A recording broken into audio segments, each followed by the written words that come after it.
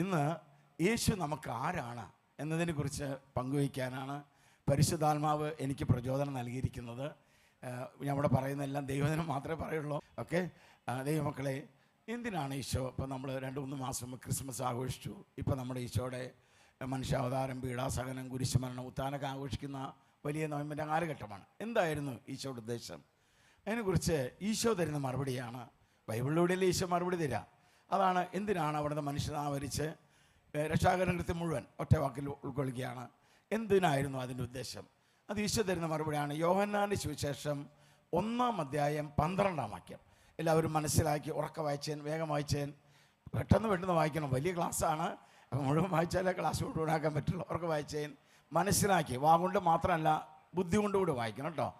തന്നെ സ്വീകരിച്ചവർക്കെല്ലാം, തൻ്റെ നാമത്തിൽ വിശ്വസിക്കുന്നവർക്കെല്ലാം ദൈവമക്കളാകാൻ അവൻ ഏദൻ തോട്ടത്തിൽ നമുക്ക്, അല്ലെങ്കിൽ ആദ്യ മനുഷ്യന് നഷ്ടമായത് ദൈവത്തിൻ്റെ മകൻ എന്ന സ്ഥാനമാണ്, മക്കളെന്ന സ്ഥാനമാണ്. നമ്മുടെ ലൂക്കായുടെ സുവിശേഷം 3-ാം അധ്യായത്തിൽ പാരമ്പര്യങ്ങളുടെ പട്ടികയുണ്ട്. അവസാനം ആദത്തിൻ്റെ പേര് വരുമ്പോൾ ആദം ദൈവത്തിൻ്റേതായിരുന്നു, അതായത് ദൈവത്തിൻ്റെ മകനായിരുന്നു. ആ അനുസരണയ്ക്കയിലൂടെ അത് നഷ്ടപ്പെട്ടു. രണ്ടാമത്തെ ആദമായ ക്രിസ്തു, രണ്ടാമത്തെ മരമായ കുരിശിലൂടെ അത് നമുക്ക് വീണ്ടും തരികയാണ്. ആ ക്രിസ്തുവിനെ കർത്താവായി സ്വീകരിക്കുകയും വിശ്വസിക്കുകയും ചെയ്യുമ്പോൾ നമുക്ക് ദൈവമക്കൾ എന്നുള്ള സ്ഥാനം കിട്ടുന്നു. എന്താണ് യേശു ക്രിസ്തു പറയുന്നത്? അപ്പോൾ വിശുദ്ധ ബൈബിൾ പ്രകാരം ഈശോയുടെ അഭിപ്രായത്തിൽ ഞാൻ നിങ്ങൾ ദൈവമക്കളായി മാറണമെങ്കിൽ 2 റിക്വയർമെൻ്റാണ് അവിടെ പറയുന്നത്. നമ്മൾ ശരിക്കും ആത്മീയത പഠിക്കാൻ പോകണം കേട്ടോ. ഒന്നുകൂടി വായിച്ചേൻ, യോഹന്നാൻ 1:12. എല്ലാവരും ഏറ്റു പറഞ്ഞേൻ. തന്നെ സ്വീകരിച്ചവർക്കെല്ലാം, തൻ്റെ നാമത്തിൽ വിശ്വസിക്കുന്നവർക്കെല്ലാം ദൈവമക്കളാകാൻ അവൻ കഴിവ് നൽകി. അപ്പോൾ അതിൽ 2 കാര്യമാണ് യേശു ക്രിസ്തു. യേശു ക്രിസ്തുവാണ് നമ്മുടെ ഏറ്റവും വലിയ ഗുരു. യേശുവിനൊക്കെ വലിയ ഗുരു ഇല്ലല്ലോ. ബൈബിളാണ് ഏറ്റവും വലിയ ഗ്രന്ഥം. അപ്പോൾ according to Bible, according to Christ, നമ്മൾ ആര് ജനിക്കുമ്പോൾ ദൈവമക്കളല്ല, മനുഷ്യമക്കളായിട്ടാണ് ജനിക്കുന്നത്. 2 കാര്യം ചെയ്താൽ ദൈവമക്കളായി മാറണമെന്ന് ചെറിയവനായ ഞാനല്ല, വലിയവനായ കർത്താവ് പറയാണ്. ഏത് 2 കാര്യം? 1 യേശുവിനെ സ്വീകരിക്കുക, 2 യേശുവിൽ വിശ്വസിക്കുക. ക്ലിയർ അല്ലേ? ഇനി നമുക്ക് ഇതൊന്ന് നമ്മുടെ ആത്മീയത എവിടെയാണെന്ന് വിലയിരുത്താം. ശരിക്കും ഒരു ആത്മീയത എവിടെയാണെന്ന് പഠിക്കാൻ പോകണം. ഇപ്പോൾ നമ്മൾ കുറച്ച് നേരത്തെ വിശുദ്ധ കുർബാന സ്വീകരിച്ചു. അതിലൂടെ നമുക്ക് എന്തുണ്ടായത്? യോഹന്നാൻ്റെ സുവിശേഷം 6-ാം അധ്യായം 54-ാം വാക്യം വായിച്ചേൻ. കുറച്ച് നേരത്തെ നമ്മളെല്ലാവരും, ഞാൻ കാലത്ത് കുർബാന സ്വീകരിച്ചു, ഇപ്പോൾ 2 പ്രാവശ്യം സ്വീകരിച്ചെന്ന്. എനിക്ക് കാലത്ത് കുർബാന പങ്കുകൊണ്ടാലൊരു സുഖം ഉണ്ടാവുള്ളൂ. അപ്പോൾ ദൈവമക്കളെ, ഇപ്പോൾ നമ്മൾ കുർബാന എന്തുണ്ടായത്? ഇപ്പോൾ നമ്മൾ according to Bible, according to Christ ഒക്കെ വായിച്ചെല്ലാവരും. അപ്പോൾ ഓരോ കുർബാന സ്വീകരണം according to Bible, according to Christ നിത്യജീവനാണ് തരണേ. ഈ പ്രപഞ്ചത്തിൽ ഒരാൾക്കും നിഷേധിക്കാൻ പറ്റാത്തൊരു സത്യമാണ് മരണം. എന്നാൽ ദൈവത്തിനില്ലാത്തതാണ് മരണം. അപ്പോൾ ഞങ്ങൾ ദൈവമക്കളായതുകൊണ്ട് മരണമില്ലാത്തവരായി മാറാണ്. അതുപോലെ നമ്മൾ വിശ്വാസ പ്രമാണത്തിൽ ജപമാലയ്ക്ക് വിശ്വാസ പ്രമാണം ചൊല്ലി അതിൽ യേശുവിൽ വിശ്വസിക്കുന്നു പറഞ്ഞു. അതിലെന്തുണ്ടായി നമുക്ക്? അതിനെക്കുറിച്ച് റോമ 10:9 എന്താ ദൈവാത്മാവ് പറഞ്ഞു തന്നെ? പരിശുദ്ധ ഉറക്കെ വായിച്ചൻ. റോമ 10:9 ഉറക്കെ വായിച്ചെല്ലാവരും. ആകിയാൽ യേശു ഉറക്കെ വായിക്കണം കേട്ടോ. ആകിയാൽ യേശു കർത്താവാണ്, അതുകൊണ്ട് ഏറ്റു പറയും, ദൈവം അവനെ മരിച്ചവരിന്ന് ഉയർപ്പിക്കുകയും ചെയ്തു എന്ന് നീ ഹൃദയത്തിൽ വിശ്വസിക്കുകയും ചെയ്താൽ നീ. അപ്പോൾ നമ്മൾ ഈശോ ആവശ്യപ്പെട്ട 2 റിക്വയർമെൻറ്റ് നമ്മൾ പൂർത്തീകരിച്ചു. നമ്മളെല്ലാവരും യേശുവിനെ സ്വീകരിച്ചിട്ടുണ്ട്, യേശുവിൽ വിശ്വസിക്കുന്നുണ്ട്. അതുകൊണ്ട് നമ്മുടെ ഇപ്പോഴത്തെ അവസ്ഥ എന്താണെന്ന് പരിശുദ്ധാത്മാവ് പറഞ്ഞു തരുന്നത് ഗലാത്യരുടെ ലേഖനം 4-ാം അധ്യായത്തിൻ്റെ 6-ാം വാക്യത്തിലാണ്. ഇപ്പോൾ നമ്മുടെ അവസ്ഥ according to Bible, according to holy spirit. അതാണ് ഗലാത്യർ 4:6. അവർക്ക് പറഞ്ഞ എല്ലാവരും വായിച്ചേൻ. നിങ്ങൾ മക്കളായതുകൊണ്ട് ആബാ പിതാവേ എന്ന് വിളിക്കുന്ന തൻ്റെ പുത്രൻ്റെ ആത്മാവിനെ ദൈവം നമ്മുടെ ഹൃദയത്തിലേക്ക് അയച്ചു. അടുത്ത 7-ാമത്തെ വാക്യം കുറേയൂടെ മനോഹരമാണ്. മക്കളായതിനാൽ നിങ്ങൾ ആകിയാൽ ഇനിമേൽ നിങ്ങൾ ദാസരല്ല പിന്നെയോ പുത്രനാണ്. സ്ത്രീകൾ പ്രയാസപ്പെടേണ്ട, പുത്രികളോടാണ് കേട്ടോ. പുത്രരെങ്കിൽ ദൈവഹിതമനുസരിച്ച് അവകാശികളുമാണ്. ഇപ്പം നേരത്തെ നമ്മുടെ സഹോദരൻ പ്രാർത്ഥനയിൽ ലീഡ് ചെയ്തപ്പോൾ ഒരുപാട് അനുഗ്രഹങ്ങൾ ഈ രാത്രി തരുന്ന പട്ടി പറഞ്ഞു. തികച്ചും സത്യമാണ്. കാരണം according to Bible, according to Christ, ബൈബിളിലുള്ള എല്ലാ അനുഗ്രഹത്തിനും നമ്മൾ അവകാശികളാണെന്ന് ചെറിയവനായ ഞാനല്ല, വലിയവനായ പരിശുദ്ധാത്മാവ് ഉറപ്പിച്ച് പറയുന്നു. മക്കളെങ്കിൽ നിങ്ങൾ അവകാശികളാണ്. നമ്മുടെ ബൈബിളിൽ എത്ര അനുഗ്രഹം, എത്ര ബ്ലെസ്സിങ് ഉണ്ടെന്ന് അറിയും നിങ്ങൾക്ക്? എല്ലാവരും ഏറ്റു പറഞ്ഞോ. 8810 ബ്ലെസ്സിങ്സ് ഉണ്ട് ഇതിൽ.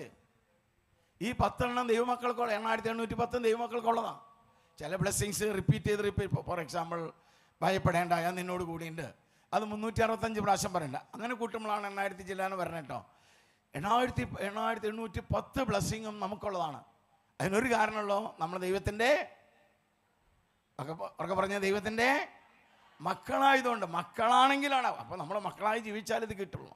അതുകൊണ്ടാണ് ഒരു ക്രിസ്ത്യാനിറ്റി എത്രമാത്രം അമൂല്യമാണ്, അല്ലെങ്കിൽ ഈ പ്രപഞ്ചത്തിലെ മനുഷ്യന് എത്രമാത്രം അമൂല്യമാണ് ക്രിസ്തു എന്ന് പരിശുദ്ധാത്മാവ് പറഞ്ഞു തരുന്ന ബൈബിളിലെ രംഗമാണ് കൊരിന്ത്യോസുകാരുടെ 1-ാം ലേഖനത്തിൻ്റെ 3-ാം അധ്യായത്തിൻ്റെ 13 മുതൽ താഴേക്കുള്ള വാക്യങ്ങൾ.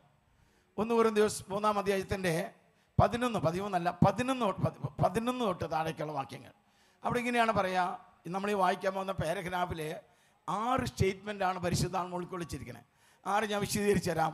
ഒരു മനുഷ്യന്, ഇപ്പം നമ്മൾ ഈ 10, 7,000, 8,000, 10,000 പേർക്കല്ല, ഇന്ന് പ്രപഞ്ചത്തിൽ ജീവിക്കുന്ന 800 കോടി അല്ലേ, 800 കോടി ജനങ്ങൾക്ക്, ഇന്ന് വരെ ജനിച്ചവർ, ഇനി ജനിക്കാൻ പോകുന്ന എല്ലാ മനുഷ്യരും യേശു ക്രിസ്തു ആരാണെന്ന് ചെറുവനായ ഞാനല്ല, സർവജ്ഞായ പരിശുദ്ധാത്മാവ്, ബൈബിളിലൂടെ പരിശുദ്ധാത്മ സംസാരിക്കുക പറഞ്ഞ രംഗമാണ് കൊരിന്ത്യോസുകാരുടെ 1-ാം ലേഖനം 3-ാം അധ്യായത്തിൻ്റെ 11 മുതൽ 15 വരെയുള്ള വാക്യങ്ങൾ.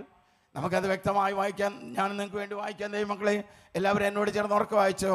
അവിടെ പറയുന്നത് ഇങ്ങനെയാണ്: യേശു ക്രിസ്തു എന്ന അടിസ്ഥാനം സ്ഥാപിക്കപ്പെട്ട് കഴിഞ്ഞു.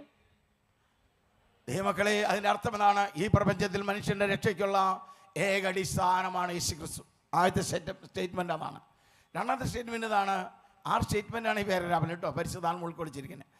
അതിന് പുറമെ മറ്റൊന്ന് പണിയാൻ ആർക്കും, എന്നോട് ചേർന്ന് ഉറക്കെ വായിക്കുക, യേശുവിനെ മാറ്റി നിർത്തി ആർക്കും രക്ഷ പ്രാപിക്കാൻ പറ്റില്ലെന്ന് ജീവിക്കുന്നവനായ പരിശുദ്ധാത്മാവ്, സർവജ്ഞാനിയ പരിശുദ്ധാത്മാവ് തൻ്റെ മക്കളെ ഉത്ബോധിപ്പിക്കുന്നു. അതിന് പുറമെ മറ്റൊന്ന് പണിയുവാൻ ആർക്കും. ദൈവമക്കളെ, 3-ാമത്തെ സ്റ്റേറ്റ്മെൻറ്റ് കുറച്ച് ഗൗരവമുള്ളതാണ്. അത് നമുക്ക് വ്യക്തമായിട്ട് പഠിക്കാം. അവിടെ 3-ാമത്തെ സ്റ്റേറ്റ്മെൻറ്റ് ഇതാണ്: ഈ അതായത് യേശുവാകുന്ന അടിസ്ഥാനത്തിന്മേൽ ആരെങ്കിലും സ്വർണമോ വെള്ളിയോ രത്നങ്ങളോ തടിയോ പുല്ലോ വൈക്കോലോ ഉപയോഗിച്ച് പണിതാലും ഓരോരുത്തരുടെ പടി പരസ്യമാകും. അപ്പം അവിടെ നമുക്ക് പറയണത്, നമുക്ക് നമ്മുടെ ആത്മീയത 6 തരത്തിൽ പടിയാന്ന് പരിശുദ്ധാത്മ പറയണം. 6 തരം? സ്വർണം, വെള്ളി, രത്നം, തടി, പുല്ല്, വൈക്കോല്. ഇതാരെ തീരുമാനിക്കുക? ഞാനാണ് തീരുമാനിക്കുക. എൻ്റെ ആത്മീയത എങ്ങനെ വേണമെന്ന് ഈ പ്രപഞ്ചത്തിൽ എനിക്ക് മാത്രമേ തീരുമാനിക്കാൻ പറ്റുള്ളൂ. മറ്റാരെയും പഴിചാരണ്ട, മാതാപിതാക്കന്മാരെയും പഴിചാരണ്ട, ജീവിത പങ്കാളിയും പഴിചാരണ്ട, സാത്താനെയും പഴിചാരണ്ട, ആരെയും പഴിചാരണ്ട. എൻ്റെ പിഴ, എൻ്റെ പിഴ, എൻ്റെ പിഴ. പാപം ചെയ്യാൻ പ്രലോഭനം തരാനേ സാത്താന് പറ്റുള്ളൂ. ചെയ്യണ വേണ്ട നമ്മൾ തീരുമാനിക്കണം. നന്മ ചെയ്യാൻ പ്രചോദനം തരാനേ പരിശുദ്ധാത്മാവിന് സാധിക്കുള്ളൂ. അവിടെ നമ്മൾ തന്നെ തീരുമാനിക്കണം. ഇനി പരിശുദ്ധാത്മ പറയാണ്, നമുക്ക് ആത്മീയത 6 തരത്തിൽ പണിയാം. ഉപമയാണ് ഉപയോഗിച്ചിരിക്കുന്നത്. ഏതാണ് തരം? സ്വർണം, വെള്ളി, രക്തം, തടി, പുല്ല്, വൈക്കോല്. അടുത്ത ദിവസം പറയണം കർത്താവിൻ്റെ ദിനത്തിൽ അത്, അടുത്ത വാക്യം 4-ാമത്തെ സ്റ്റേറ്റ്മെൻറ്റ് ഇതാണ്: കർത്താവിൻ്റെ ദിനത്തിൽ അത് വിളംബരം ചെയ്യും. നമ്മുടെ ആത്മീയത എങ്ങനെയാണെന്ന് വ്യക്തവും സ്പഷ്ടമായിട്ട് ലോകത്തിൻ്റെ ഭാഷ പറഞ്ഞാൽ മാറ്റൊരിച്ച് നോക്കുന്ന ഒരു നാൾ എനിക്ക് നിനക്കുമുണ്ട്. അതിന് തിരിച്ചു പറയുന്ന പേരാണ് തനത് ന്യായവിധി. ഇവിടെ നമ്മൾ പരദേശികളും കൂടാരവാസികളുമാണ്. സ്വർഗത്തിലേക്ക് തീർത്ഥാടനമാണ് നമ്മൾ നടത്തിക്കൊണ്ടിരിക്കുന്നത്. അതാണ് ഇവിടെ കർത്താവിൻ്റെ പരിശുദ്ധാത്മ പഠിപ്പിച്ചത്. കർത്താവിൻ്റെ ദിനത്തിൽ അത് വിളംബരം ചെയ്യും. അടുത്ത അതിനേക്കാൾ വലിയ ഗൗരവമുള്ള സ്റ്റേറ്റ്മെൻറ്റാണ്: ഓരോരുത്തരുടെ പണി ഏത് തരത്തിലുള്ളതെന്ന് അഗ്നി തെളിയിക്കുകയും ചെയ്യും. അടുത്തത് ഏറ്റവും ഗൗരവമുള്ള മെസ്സേജാണ്. ഇതിൽ നമ്മൾ ഇനി വായിക്കാൻ പോണേ.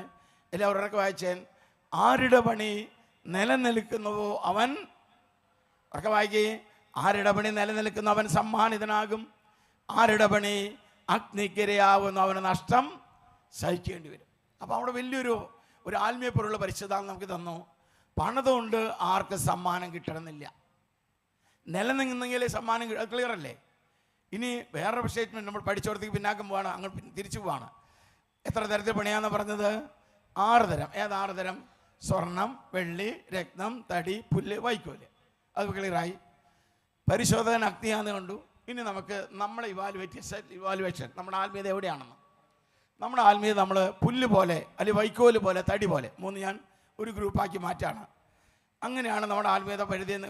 എല്ലാ പുല്ലെന്നൊരു കോമൺ വാക്ക് ഉപയോഗിക്കാം. നമ്മുടെ ആത്മീയത പുല്ല് പോലെയാണ് നമ്മൾ കരുതിയെന്ന് വെക്കുക. ഈ പുല്ലിന് അഗ്നി നേരിടാൻ പറ്റുമോ? ഇല്ല. നിലനിൽക്കുമോ? ഇല്ല. സമ്മാനം കിട്ടുമോ? ഇല്ല. അപ്പോൾ ചുരുങ്ങി നമ്മൾ വെള്ളി പോലെങ്കിലും പണിയണം. വെള്ളി ഉരുക്കാൻ പറ്റില്ല, അതാക്കാൻ പറ്റില്ല. സ്വർണ്ണാണെങ്കിൽ കുറേ കൂടി സോളിഡായി. രത്നാണെങ്കിൽ ഉരുക്കാനും പറ്റില്ല. അപ്പോൾ നമ്മുടെ ആത്മീയത എങ്ങനെയാണ് പണിയേണ്ടത്? രത്നത്തെ പോലെ. അപ്പോൾ അടുത്ത ചിന്ത വരികയാണ്, എന്താണ് രത്നത്തെ പോലെ പണിയുക? പുല്ല് പോലെ. പുല്ലെന്ന് പറഞ്ഞാൽ തടി വൈക്കും 3 ഉൾക്കൊള്ളിച്ചിട്ടാണ് ഞാൻ പറയണേ. എന്താണ് അത്? ലളിതമാണ്, വളരെ ലളിതമാണ്. മറ്റെല്ലാത്തിനേക്കാളും പ്രാധാന്യം ആത്മീയതയ്ക്ക് കൊടുക്കുമ്പോൾ നമ്മുടെ ആത്മീയ രത്നത്തെ പോലെ പണിയുന്നു. മറ്റെല്ലാ കാര്യങ്ങളും മാറ്റിവെച്ച് മിച്ചമുണ്ടെങ്കിൽ നമ്മുടെ ആത്മീയതയ്ക്ക് പ്രാധാന്യം കൊടുത്താൽ പുല്ല് പോലെ കരുതുന്നു. ഒരു ഉദാഹരണത്തിന്, വീട്ടിൽ വിരുന്നുകാർ വന്നാൽ നമ്മളെന്താ മാറ്റി വയ്ക്കുക? ഉറക്കപ്പറ. പെരുന്നാൾ വന്നാലോ, കല്യാണം വന്നാലോ, ടി വിയിൽ നല്ല പ്രോഗ്രാം വന്നാലോ, ദൈവമക്കളെ നമ്മൾ മാറ്റി വയ്ക്കുന്ന കുടുംബ പ്രാർത്ഥനയായിരിക്കാം. അല്ല, ഇന്ന് ഭയങ്കര മഴ, അപ്പോൾ എന്ത് മാറ്റി വെച്ചു? കുർബാന പോക്ക് മാറ്റി വെച്ചു. ഇന്ന് ഭയങ്കര മഴ, നമുക്ക് നാളെ നമ്മൾ ജോലിക്ക് ദുബായിക്ക് പോവാണ്, അല്ലെ ഇന്ന് കാലത്താണ് ഫ്ലൈറ്റ്. നമ്മൾ കാലത്ത് ഇറങ്ങാൻ നേരത്ത് ഭയങ്കര മഴ. ഭയങ്കര മഴയല്ലേ, എങ്ങനെ പോവാം? 2 ദിവസം കഴിഞ്ഞിട്ട് പോവാം. മാറ്റി വയ്ക്കുക. നമ്മൾ ടിക്കറ്റ് തരും, അത് നാലും പോണേ ഞങ്ങൾ പോട്ടെ എന്ന് വിചാരിക്കുമോ? എത്ര മഴയായാലും. കാരണം അവിടെ നമ്മൾ അമിത പ്രാധാന്യം കൊടുക്കുന്നുണ്ട്. അതിനേക്കാൾ 10,000 കോടി ഇരട്ടി പ്രാധാന്യം കൊടുക്കേണ്ടതാണ് ആത്മീയത.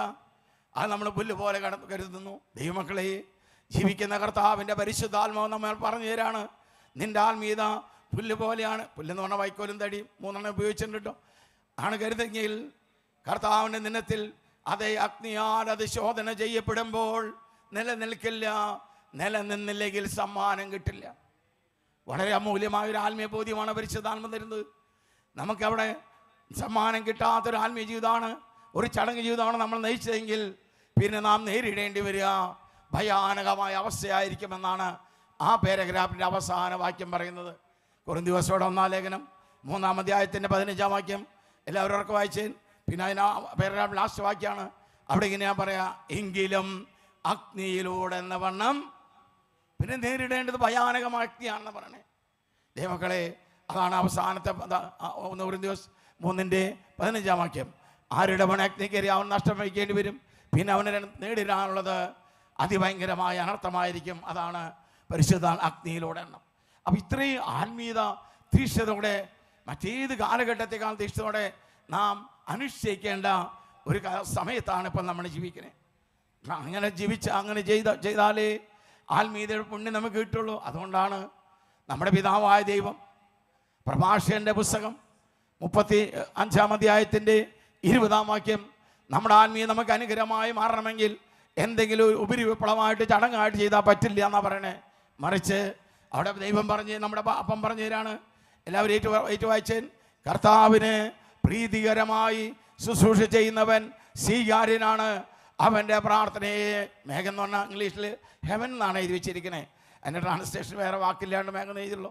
ദൈവമക്കളെ, സ്വർഗത്തിൽ ദൈവത്തിരുമ്പിൽ എത്തണമെങ്കിൽ ഈശോയുടെ ഭാഷ പറഞ്ഞ രക്തത്തെ പോലെ, പിതാവായ ദൈവത്തിൻ്റെ ഭാഷ പറഞ്ഞാൽ കർത്താവിനെ പ്രീതികരമായി ശുശ്രൂഷ ചെയ്യുന്നവൻ സ്വീകാര്യനാണ്. അവൻ്റെ പ്രാർത്ഥന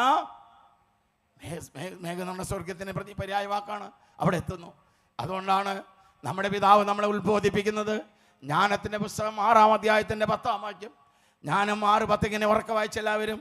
അവിടെ പറയാണ്, വിശുദ്ധമായവ വിശുദ്ധിയോടെ ചെയ്യുന്നവർ വിശുദ്ധരാവും. അവ അഭ്യസിക്കാമെന്നാണ് ജീവിതത്തിൽ പ്രാവർത്തികമാക്കുക. എത്ര വലിയ വിരുന്നുകാരം വന്നാലും ഞാൻ കുടുംബ പ്രാർത്ഥന മാറ്റിവെക്കുന്ന പ്രശ്നമില്ല. എത്ര വലിയ മഞ്ഞ് വന്നാലും മഴ വന്നാലും കുർബാന മാറ്റിവെക്കുന്ന പ്രശ്നമില്ല. അത് അഭ്യസിക്കുന്നവൻ അനുഗ്രഹമായി മാറാൻ രക്ഷ പ്രാപിക്കും. ഒന്നുകൂടി വായിച്ച എല്ലാവരും, വിശുദ്ധമായവ വിശുദ്ധിയോടെ ചെയ്യുന്നവർ വിശുദ്ധരാകും. അവ അഭ്യസിക്കുന്നവർ. അതാണ് ദൈവമക്കളെ ഈശോയുടെ മനുഷ്യാവതാരത്തിൻ്റെ ഉദ്ദേശം. ഏദൻ തോട്ടത്തിൽ ആദ്യ മനുഷ്യൻ്റെ അനുസരണയ്ക്കുള്ളിലൂടെ മനുഷ്യൻ്റെ മേൽ കടന്നു വന്ന നഷ്ടപ്പെട്ട ദൈവമക്കളെന്നുള്ള സ്ഥാനവും കടന്നു വന്ന ദുഃഖങ്ങളും ഏറ്റെടുക്കാനാണ്. ഏദൻ തോട്ടത്തിൽ ആദ്യ മനുഷ്യൻ്റെ അനുസരണയ്ക്കുള്ളിലൂടെ മനുഷ്യൻ്റെ ദൈവമക്കൾ എന്നുള്ള സ്ഥാനം നഷ്ടപ്പെട്ടു. അതിലൂടെ മനുഷ്യൻ്റെ ജീവിതത്തിൽ ദുഃഖം വന്നു. അതുവരെ ദുഃഖമില്ല. ആ ദുഃഖം ഏറ്റെടുക്കലാണ്. ദൈവമക്കൾ എന്നുള്ള സ്ഥാനം തിരിച്ചു തന്ന് നമ്മുടെ ദുഃഖം ഏറ്റെടുത്ത് നമ്മുടെ സന്തോഷത്തിലേക്ക് നയിക്കുക എന്നതായിരുന്നു ഈശോയുടെ രക്ഷാകരണ കൃത്യത്തിൻ്റെ പ്രധാന ഉദ്ദേശം.